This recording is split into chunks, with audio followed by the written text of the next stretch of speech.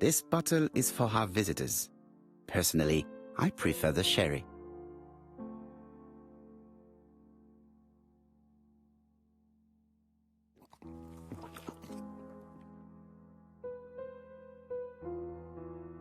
This man is tired.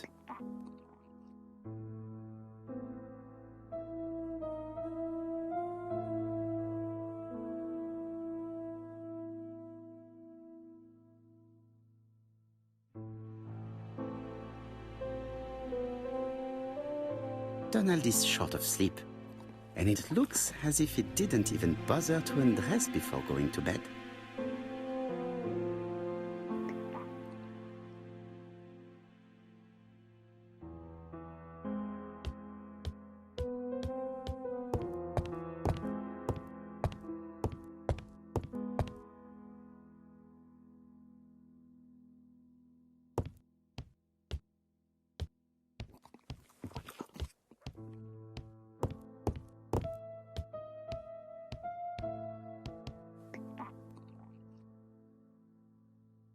Mr. Poirot, I don't know why I'm here.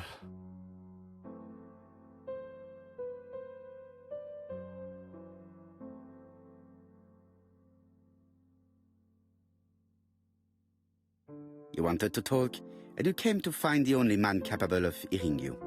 Mr. Poirot, since Betty's death, I've doubts about myself. I don't know what to do. And I keep having a horrible dream 3 nights in a row.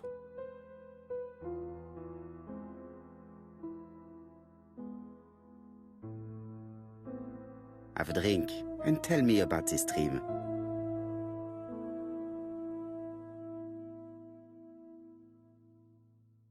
It's always the same. I'm on the beach with Betty. I grab her round the throat and I squeeze and squeeze until she's dead. Her head falls back and I see that it's no longer Betty. It's Megan's face. Have you seen Megan Barnard recently? Yes, our grief has brought us together. I never really knew her before. She's really quite a remarkable girl. But I would never tell her about my dream. Why not? Is it her you are attacking in your dream? No, it's Betty. And once Betty is dead, it's Megan's face that appears in its place. Very interesting. Let us now try and get our brain cells to work.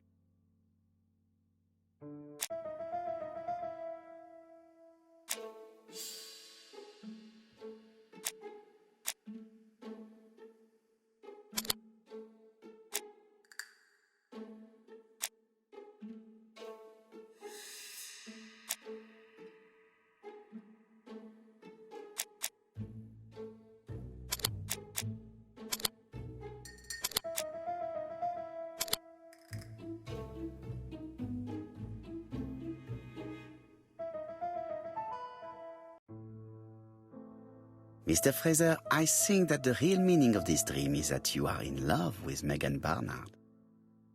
Please go on. Do.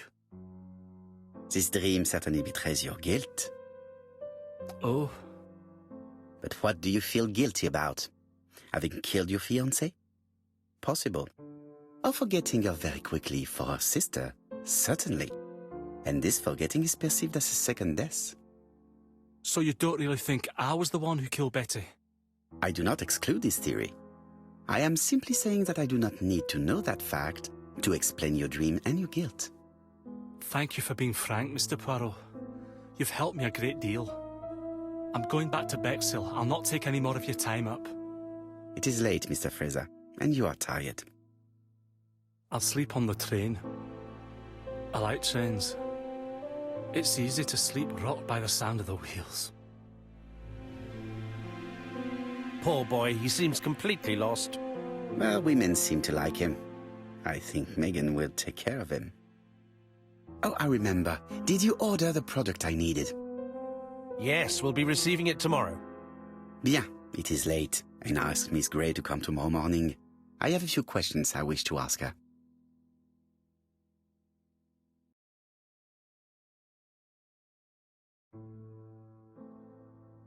Mademoiselle, I asked you here in order to answer a very important question.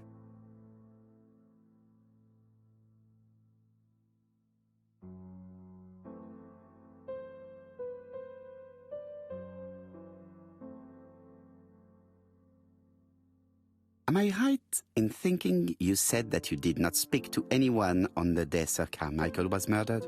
It's the absolute truth.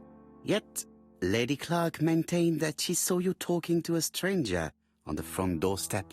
Really? She must have been mistaken. Oh, I remember now. I'd forgotten all about it, but it wasn't important. It was just a salesman. One of those traders who sell stockings from door to door. Can you describe him to me? Medium size, glasses, dark suit and a felt hat. Not the sort of man you notice, completely harmless. That's why I forgot all about him. Nothing else? He was very hesitant and shy. Usually door-to-door salesmen are very confident, but he wasn't.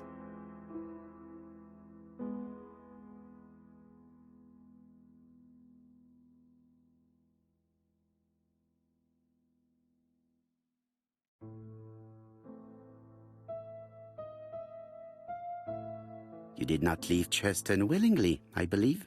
I don't wish to lie. Lady Clark did not appreciate my presence. And Franklin could not go against the wishes of a sick lady. He is a good man, and he worries a great deal about his sister-in-law. I noticed that you left some personal belongings behind at Cheston.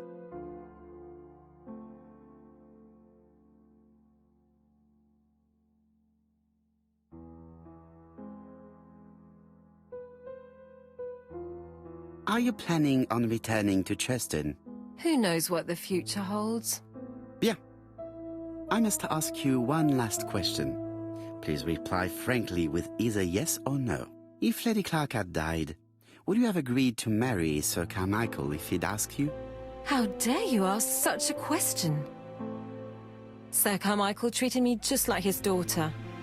And all that I ever felt him was affection and gratitude, nothing else.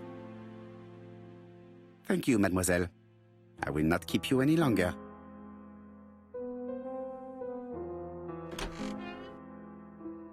I met Thora Grey on the stairs. Her cheeks were ablaze, and she appeared to be deeply hurt. Poirot, have you offended the poor girl again? Do you have good reasons for accusing her? I accused her of nothing, Hastings. I simply asked her an important question she did not answer. Let us see if we can answer it for her. Let us now try and get our brain cells to work.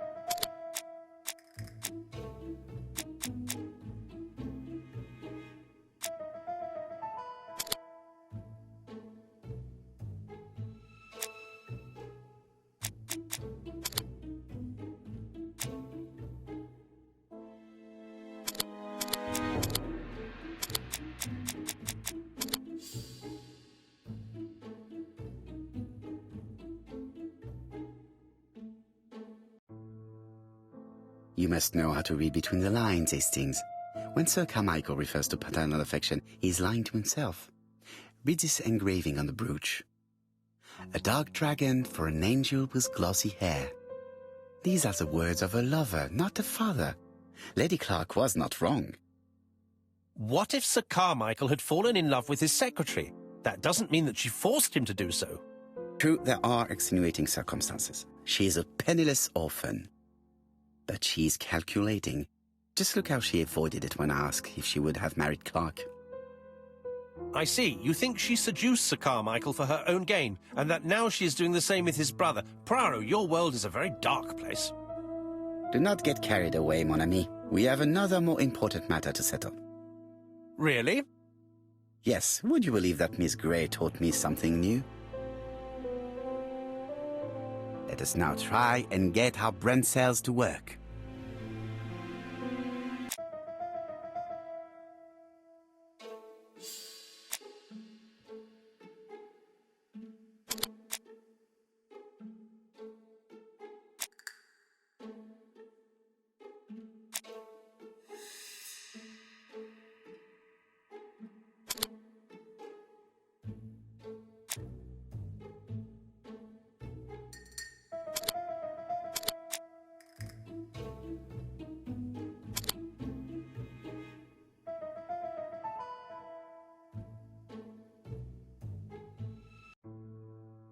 It's perfectly clear, Hastings, perfectly clear. Indeed, a stocking seller visited Andover, Bexhill and Churston on the day of each murder. We have our suspect. This should be of interest to Job.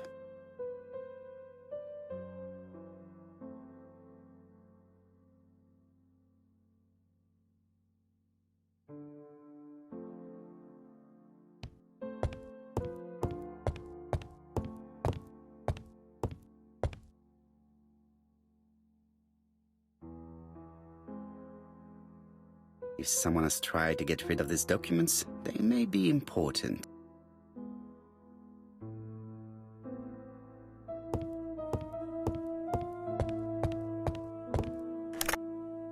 Chief Inspector, we are looking for a stocking salesman.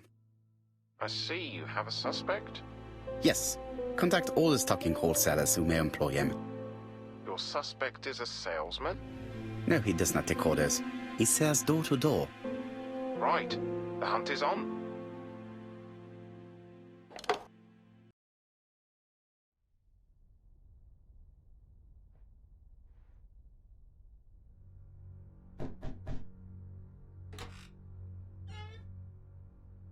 Are you leaving, Mr. Cust?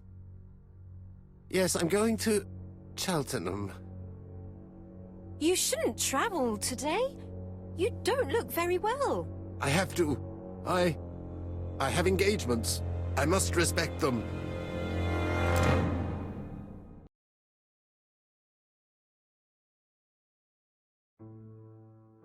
Can you get the post, Hastings?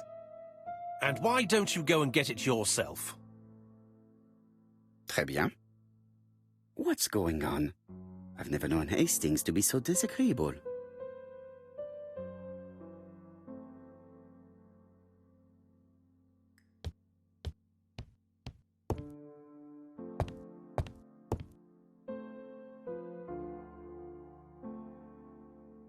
Royal Mathematical and Statistical Society's Bulletin, September the 9th, 1935. The Alphabet Murder, a methodical madman. It's highly probable that the alphabet murderer will kill again. Could we possibly estimate the number of victims in his next crime? Yes, and it is easy. As soon as we know the ratio of towns, cities and villages whose names begin with a D and the ratio of English people whose names are spelled the same.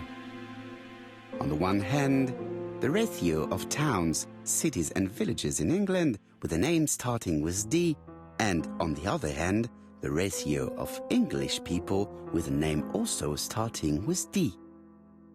After this initial calculation, it is easy to deduce the likelihood of actually being murdered if you belong to the target population.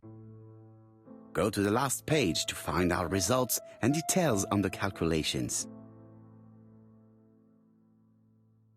Daily Blague, August 31, 1935. Moustache at half-mast, Poirot's repeated failure in ABC case. Sometimes small things trouble great men. Hastings, faithful collaborator of the Belgian detective, knows something about it. 3 mornings in a row, he confided to us, the cook broke the egg yolks when preparing Poirot's breakfast. This apparently casual event has greatly disturbed my friend, to the point it breaks his concentration and slows his judgment. I also noticed his mustache, of which he is so proud, being duller than usual. Poirot, I assure you I haven't said any such thing to the journalists. They twist everything.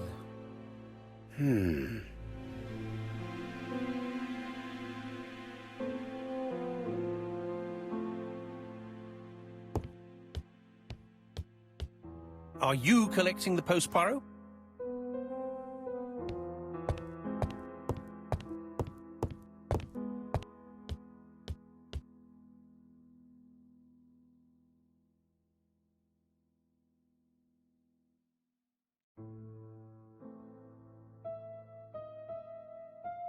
Churston, Devon, population 500 inhabitants. Hourly of trains. London, Churston. Trains of evening. London, 6:45 p.m. Newton about, 11 a.m. Churston, 11:45 a.m. London, 11:45 p.m. Newton about, 6:08 a.m. Churston, 7:15 a.m.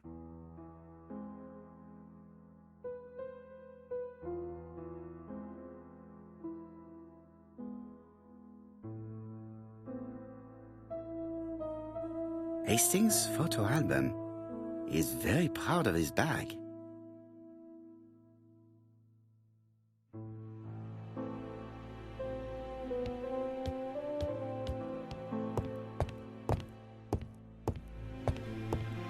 It is not the right time.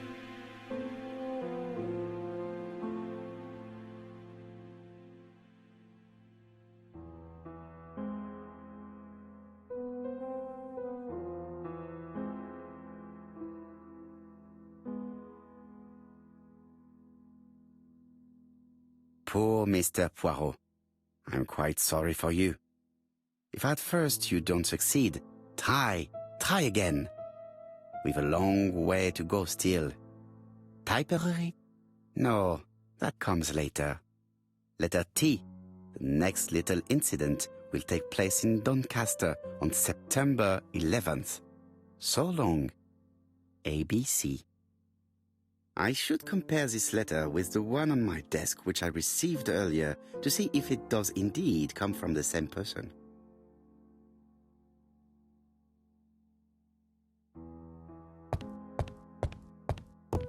It is not the right time.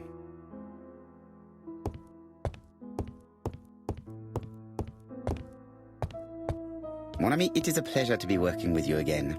I have missed you this past few years.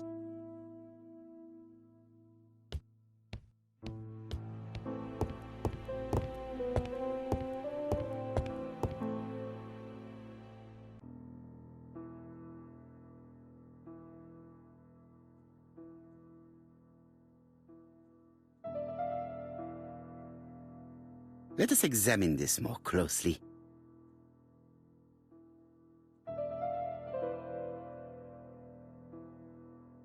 Certain characters in the 2 letters may have similar defects.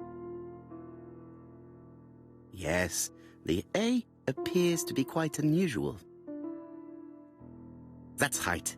The A characters in the 2 letters do indeed have the same defects. I have to find some other similar defects to confirm my theory.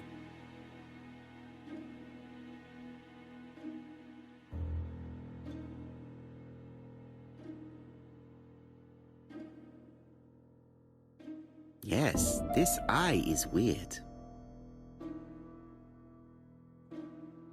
Yes, the I characters in the 2 letters do indeed have the same defects. I have to find some other similar defects to confirm my theory.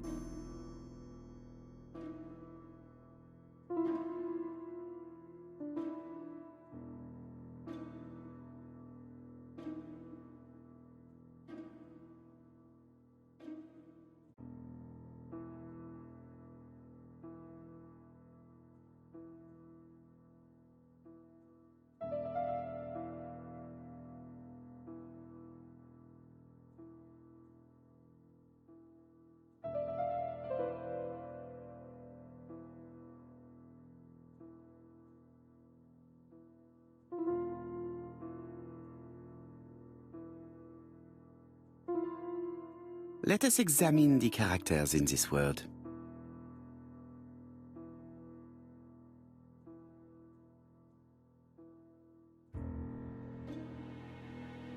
No, this character does not appear to have any defects. Let us examine another word.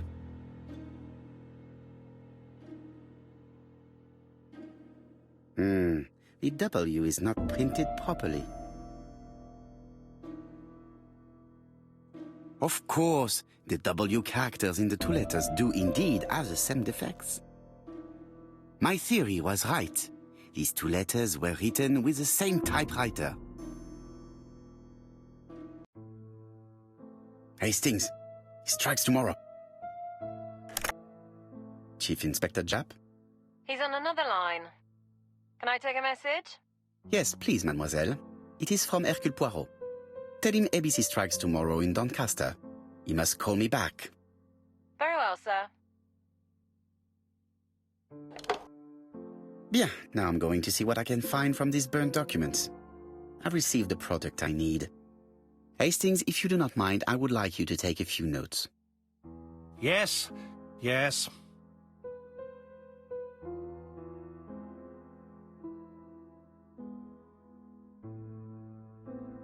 I've finished with this subject.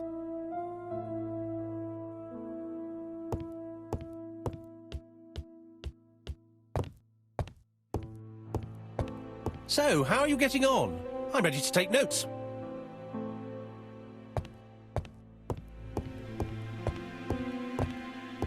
Now, down to work. All of this needs putting in order a little.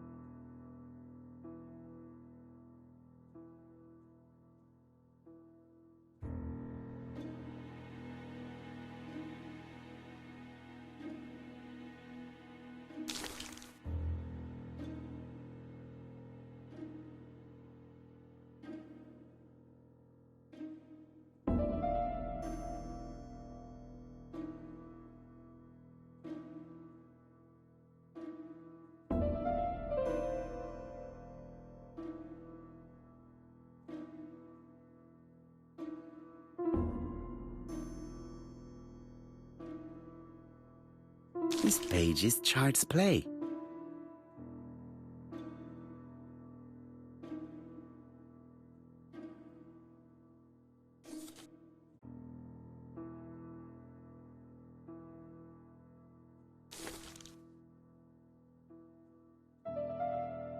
This page is finished. That's done. 3 more to go.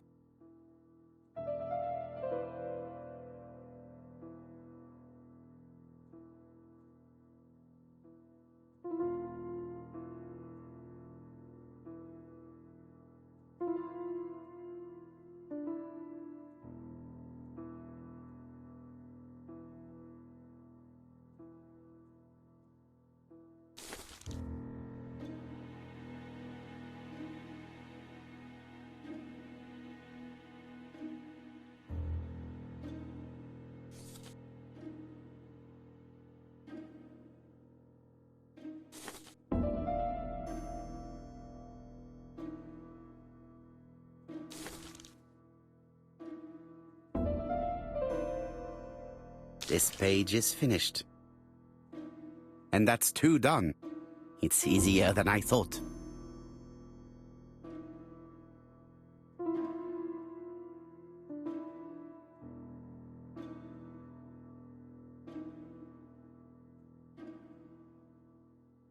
This piece should be placed here.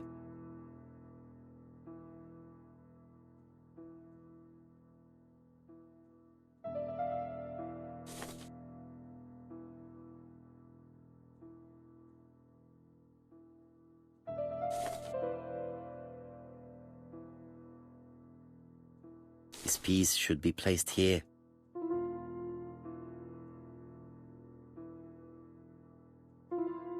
This page is finished. Only one more. Keep going.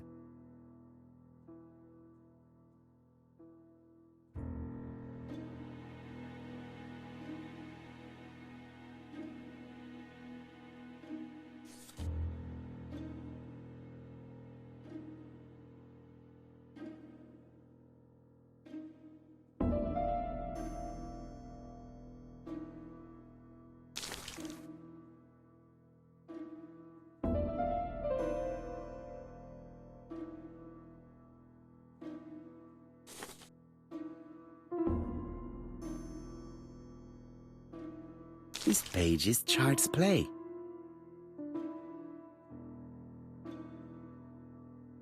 This page is finished.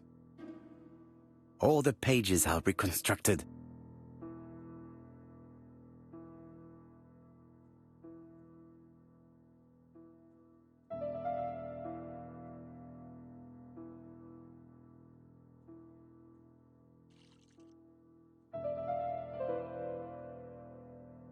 The cloth is now soaked with solvent.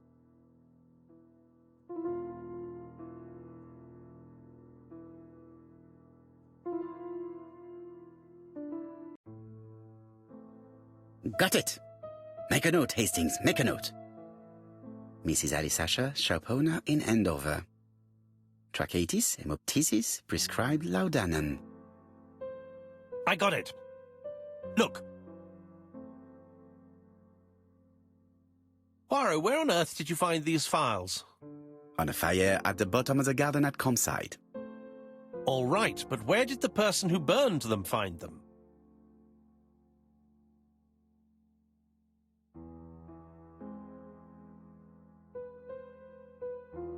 Alice Asher, shopkeeper in Andover.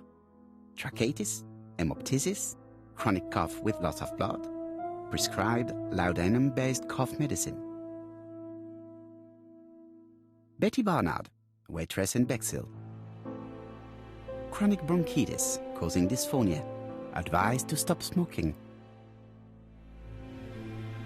Alexander Bonaparte Cust. War wounded, mustard gas and head trauma. Pulmonary emphysema. Hemoptysis. Coughing fits with blood. Suffers from absences and amnesia. Dick Dudley Dunbar, owner of the Black Swan Hotel in Doncaster. Asthmatic, heart disease, heart condition. Let us now try and get our brain cells to work.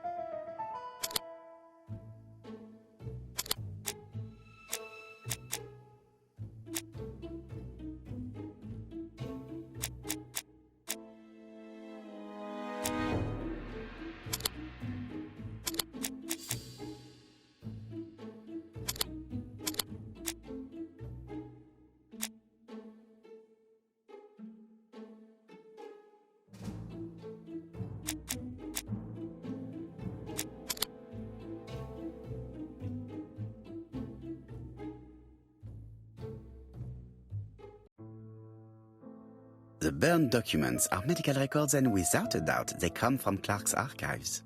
First of all, because all the patients have throat conditions. And secondly, their name starts with either A, B, C or D, and it is precisely the files that match these letters that have been tampered with.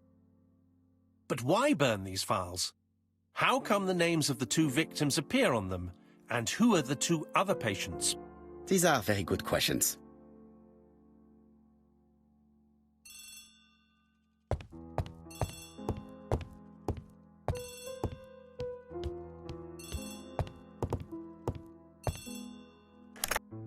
Hello, Poirot? Any news, Chief Inspector? You wanted a stocking seller? We have one. Reported by his landlady, who thought he was behaving suspiciously. He has the most unbelievable name.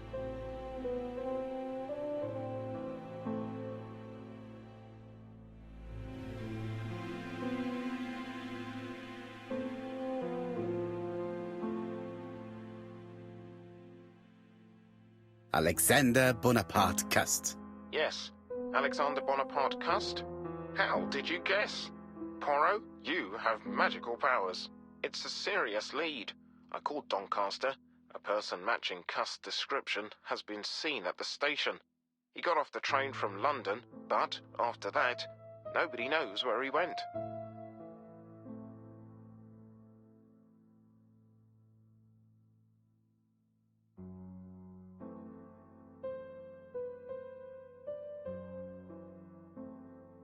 Look for him at the Black Swan Hotel.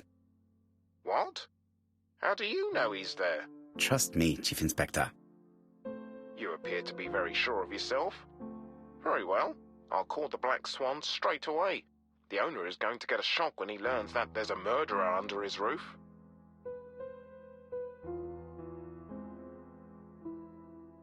Chief Inspector, I would rather call myself. As you wish. Please go ahead. Hello, the Black Swan. Ercule Poirot here. May I speak to the owner? Speaking. Dick Dudley Dunbar. How can I help you? Is there Mr. Cust among your guests? He arrived today. Shall I call him for you?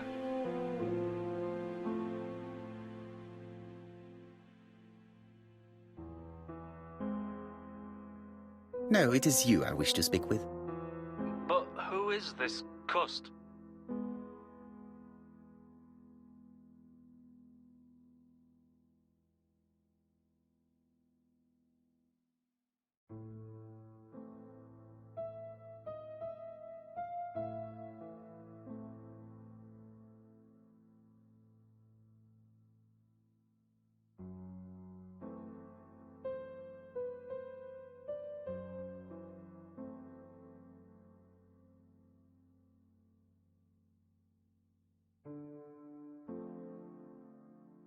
Have you heard about the ABC case?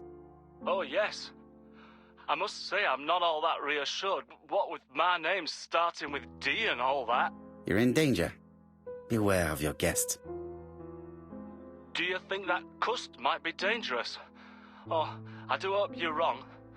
He seems so harmless, you know. Oh, yes, completely harmless.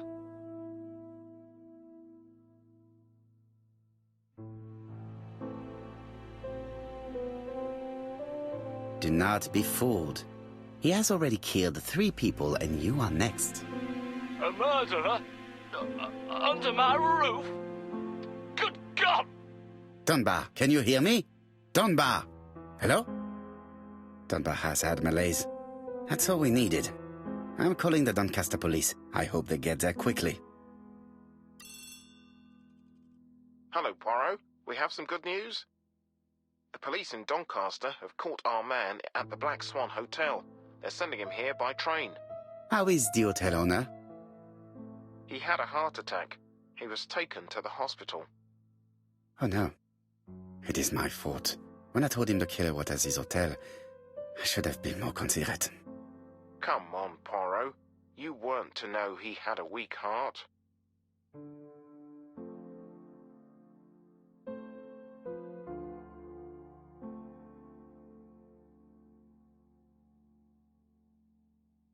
But I should have known.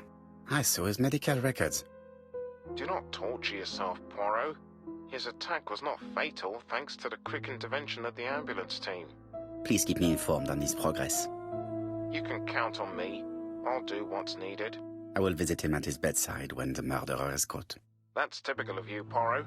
We should focus on the next part of the investigation in order to avoid other incidents. No, of course. While we're waiting to question Cust, we could search his room in London. Where does he live? The Marbury Guest House. I'll see you there. Yes, but start without me.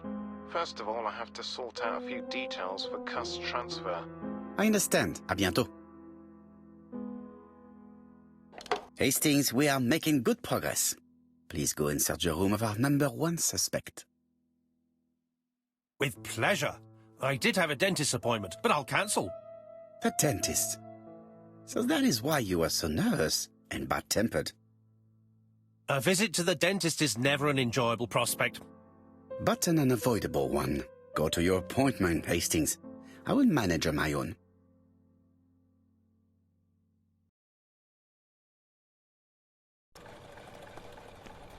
To Marbury Guest House, please.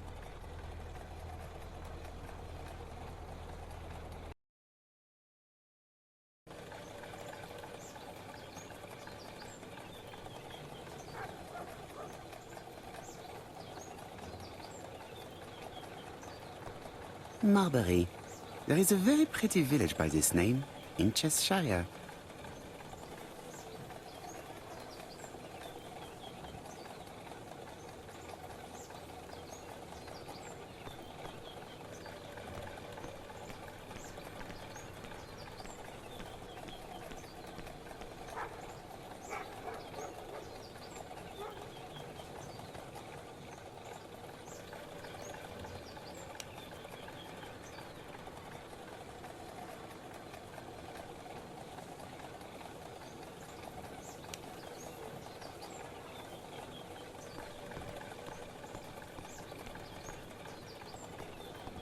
I've been going past this modest guest house for so long.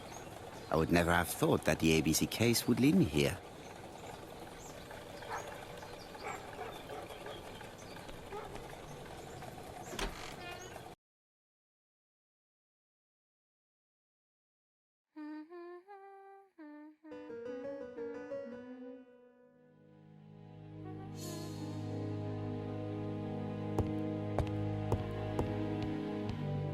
It is a very beautiful piano.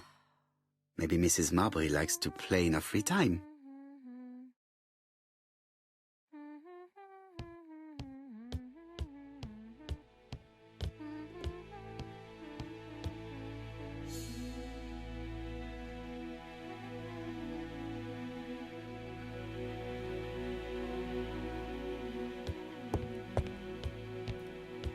How do you do? You must be Mr. Erküля Püaro.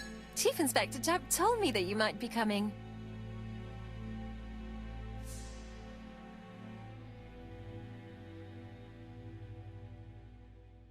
Madame, you may be of valuable help to me.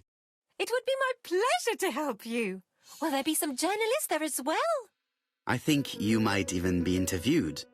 You are key witness. I've suspected him for some time, but he appeared so harmless. Oh yes, sometimes he got angry and waved his arms about. But even then, he wasn't frightening. And he was as gentle as a lamb again immediately afterwards.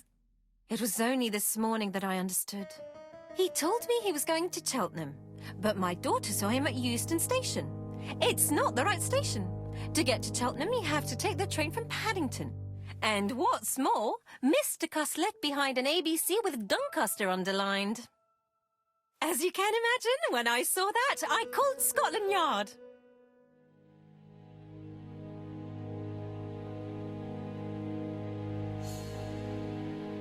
Well done. You were right. He did go to Doncaster. So I was right to warn the police. Tell me, did you have any other reason to suspect Mr. Cust? Well, he's odd. Sometimes he coughs really loudly and complains that his throat is burning, and sometimes he talks to himself and stares into space. He told me that it was because of a wound he got in the war. His head hasn't been quite right since, he said. And then he was in Churston when that millionaire got murdered. I found his train ticket when I washed his coat. He didn't want me to wash his shirt. He washed it himself. But I did see big brown stains on it.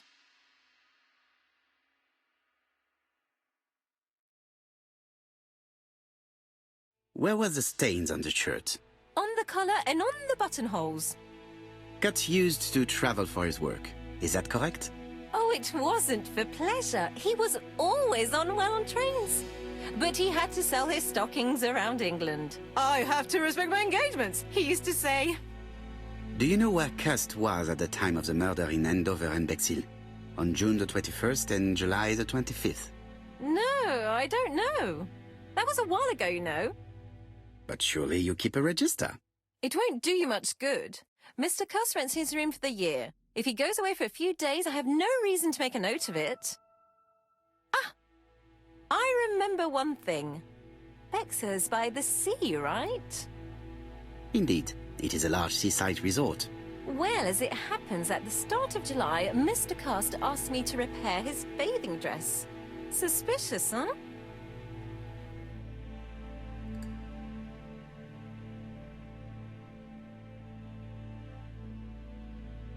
Very interesting. Please continue. I also forgot to say that he started buying newspapers that talked about the case.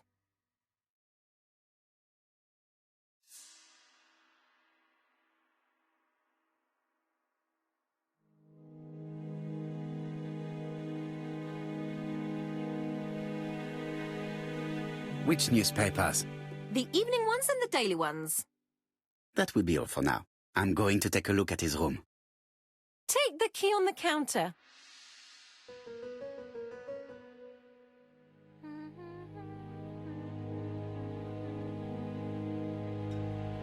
This woman appears to be in a good mood.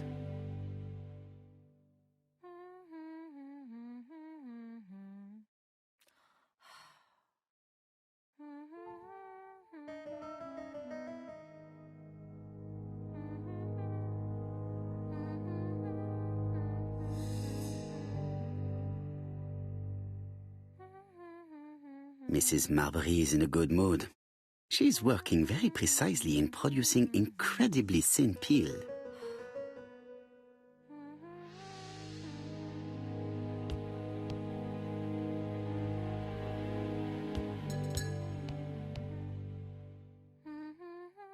It looks like I've found the real master of this house.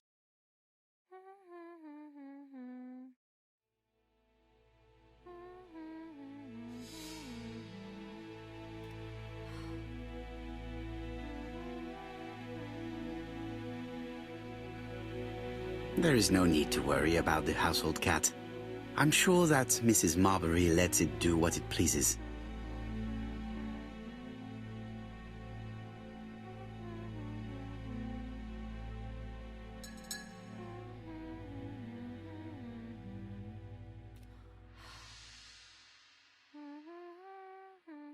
I should check the register. Mrs. Marbury may have been hiding something from me. I don't think my register will help you. Mr. Cuss rents his room all year. If he goes away for a few days, I have no reason to make a note of it.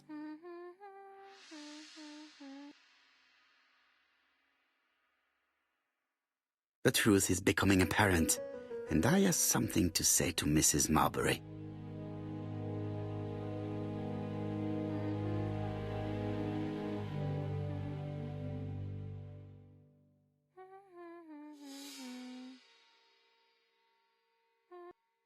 Mrs. Marbury, if I am to believe the register, you rented room 306 to a certain Mr. Fishman on the day of the Bexhill murder?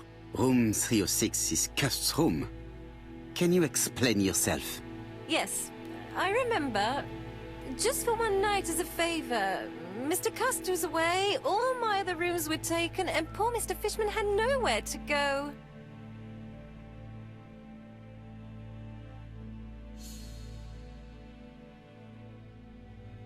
It doesn't matter, provided that you remembered to change the sheets. Oh, do you think so?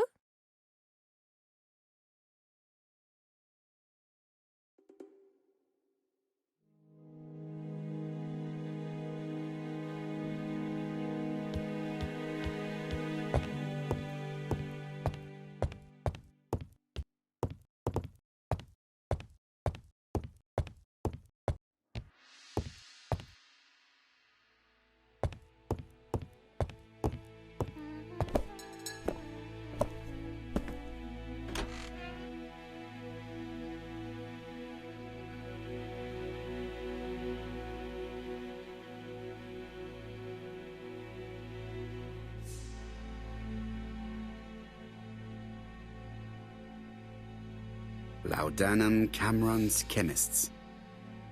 Laudanum, a medicine for coughs. It is what Dr. Clark prescribed for Mrs. Asher. This subject will probably be useful to me.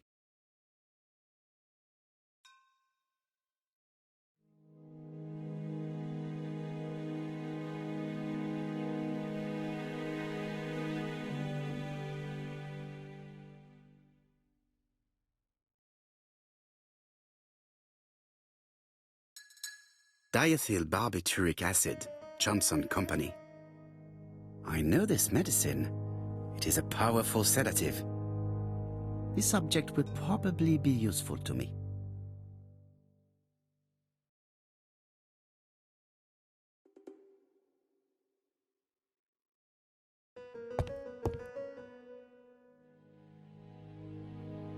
ABC guys, enough to sign about a dozen murders.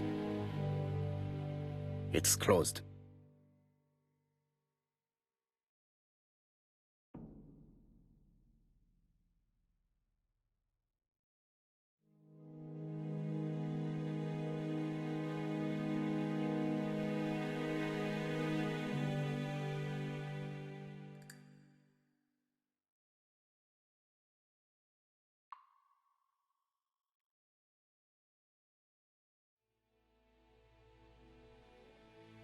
ABC guys, enough to sign about a dozen murders.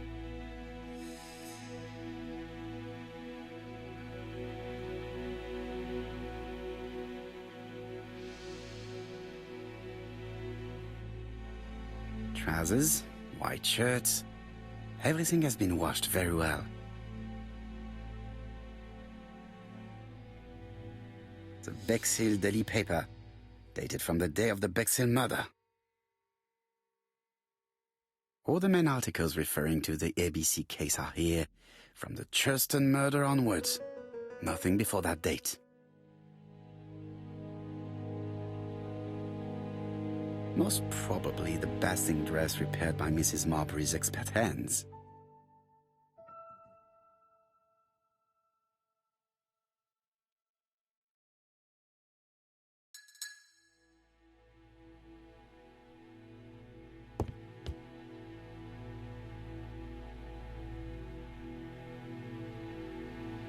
Cast is parsimonious. He keeps his pencils and sharpens them until there is nothing left. It is clear that he did not grow up in luxury. I have to get the ribbon. How am I going to do it?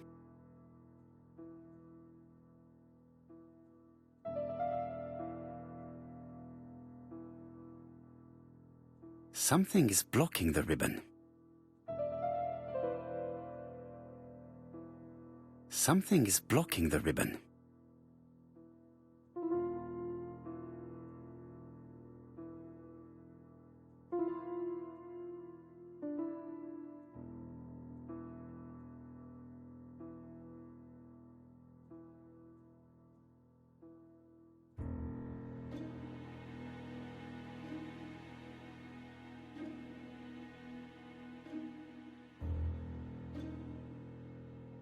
Something is blocking the ribbon.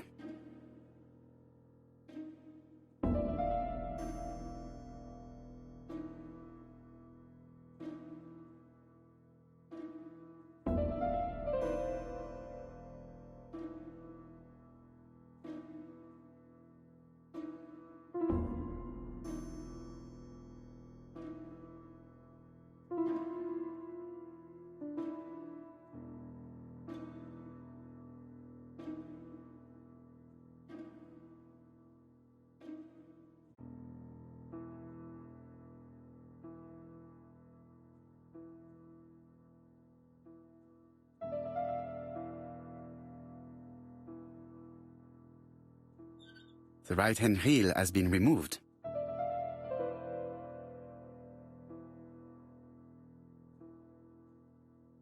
Something is blocking the ribbon.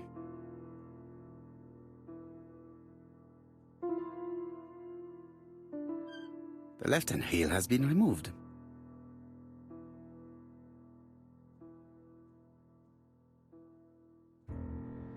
Something is blocking the ribbon.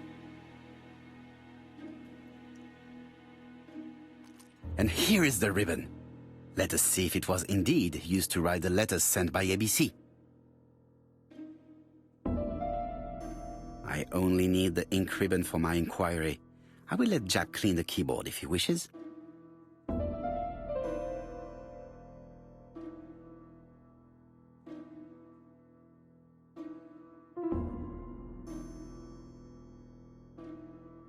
All the letters announcing the murders were written on cursed typewriter.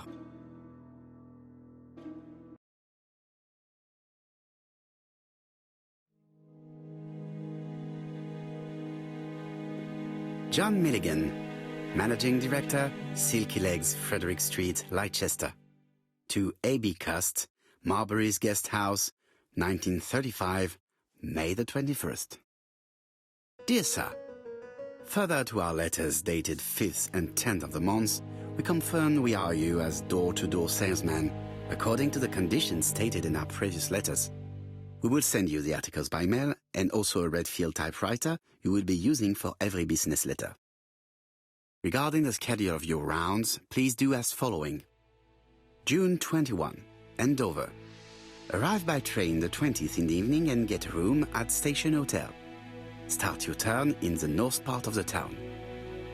This letter establishes that Cust went to Andover, but the ink has hidden the destinations of his other trips.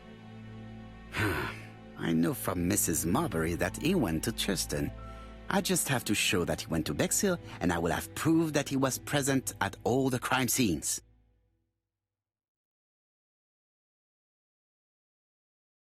It's an ABC.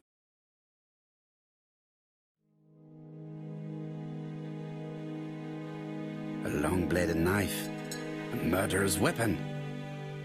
This object will probably be useful to me.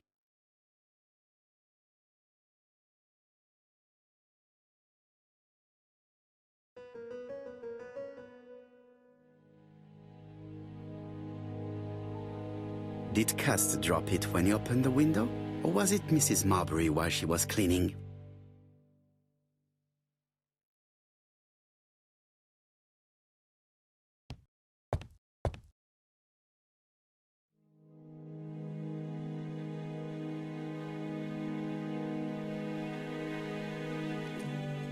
This knife is very useful. Who knows? Maybe it never cut anything other than string. Stockings. Stockings.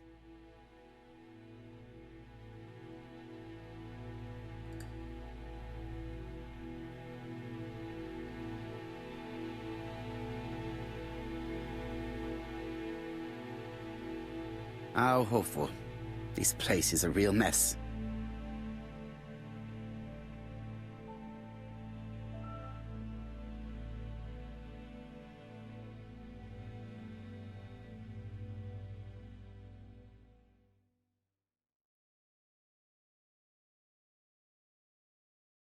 The least we can say that Mr. Cust is not very concerned about order and balance.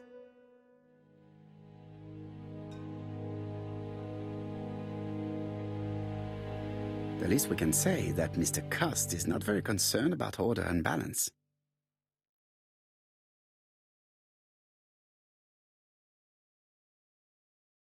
War of 1914-1918. By the King's order, the name of Corporal A.B. Cust, Devonshire Regiment, was published on the London Gazette on May the 10th, 1918, as mentioned in a dispatch for gallant and distinguished service. An army dispatch, wounded on the Somme front, victim of a gas attack, Corporal Cust greatly deserves his distinction.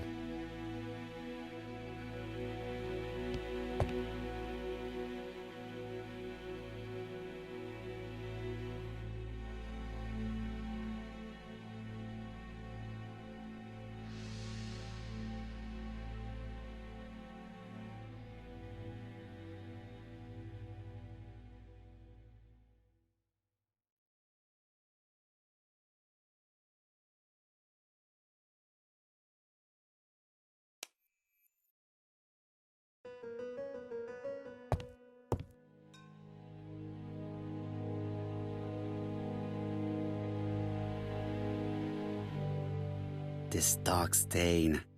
It could be blood, but goodness knows how long it has been there. Let us now try and get our brain cells to work.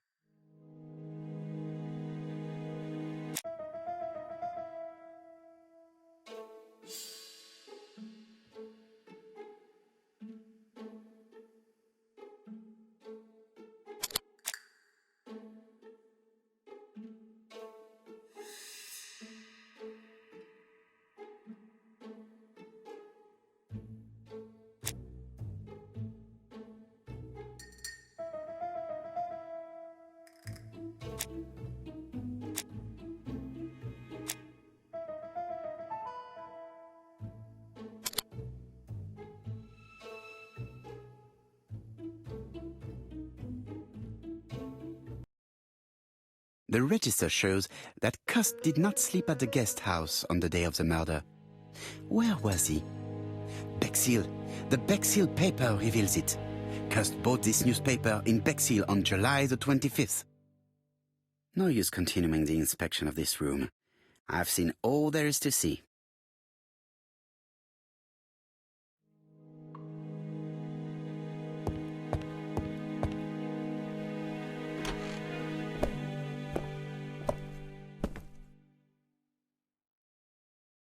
Goodbye, Mrs. Marbury.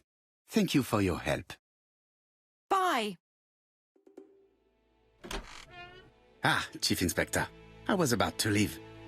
Good evening, Chief Inspector. Welcome. Please excuse me, I must go to the kitchen. I'll leave the key of Mr. Cust on the counter. I'm sorry I'm late. I've spent ages with the Doncaster police. And you? I have established one fact. On 3 occasions, Cust was at the scene on the day of the crimes.